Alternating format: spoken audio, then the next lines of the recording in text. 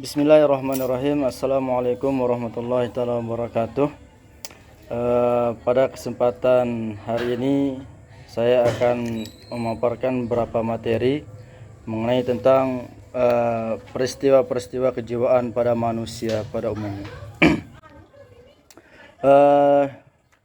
Yakni manusia, kita tahu bahwa dia adalah makhluk yang berjiwa, dan kenyataan ini kiranya ada yang membantah, dan kehidupan kejiwaan ini direplikasikan dalam perilaku, dalam aktivitas manusia.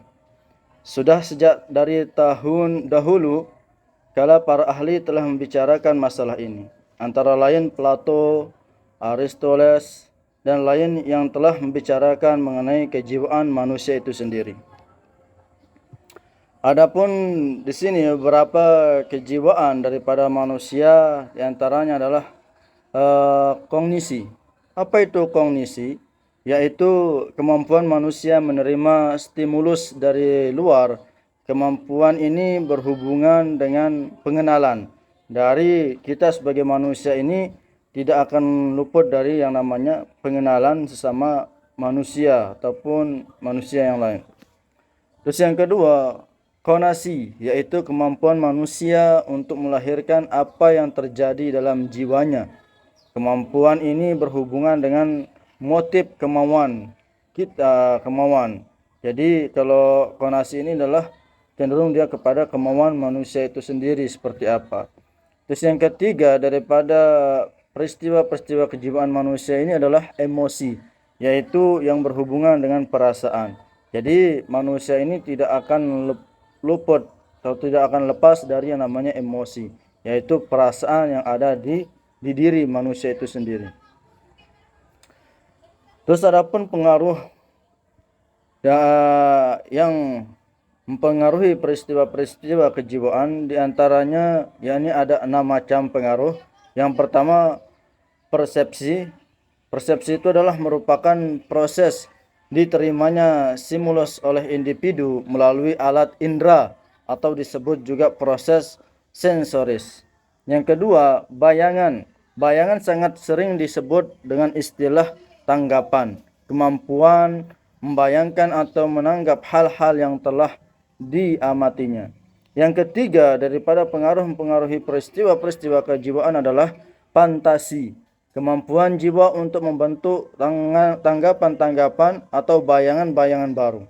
Yang keempat, ingatan. Merupakan alih bahasa dari memori sebagai hubungan antara pengalaman dengan masa lampau. Yang kelima, yakni belajar. Suatu proses yang mengakibatkan adanya perubahan pada diri kita sebagai manusia.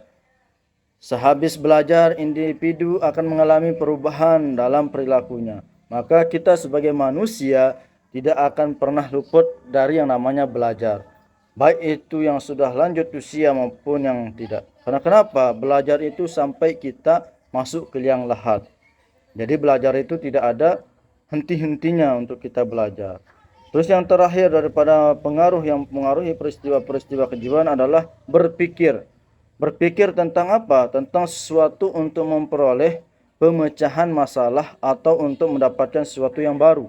Jadi ketika kita berpikir, kita bisa memecahkan suatu masalah ataupun kita mendapatkan sesuatu yang baru yang kita ketahui.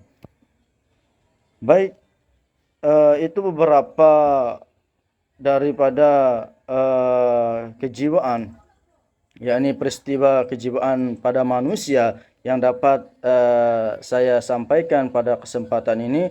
Untuk disimpulkan dari beberapa tadi itu adalah dunia psikologi sering banyak terjadi peristiwa-peristiwa dalam pelaksanaannya, di mana di antara persepsi, bayangan, patansi, ingatan, belajar, dan berpikir itu dalam persepsi perorganisasian terhadap stimulus yang dilalui oleh alat penginderaan kita sebagai manusia, melalui alat indera kita, stimulus mengakusikan dalam peranan psikologi. Jadi kita sebagai manusia ini tidak akan bisa lepas dari yang namanya psikologi. Demikian yang dapat saya sampaikan pada kesempatan ini. Mohon maaf apabila ada kekurangan. Wabillahi taufiq wal hidayah. Wassalamualaikum warahmatullahi taala wabarakatuh. Free drinks in the house. Word, word.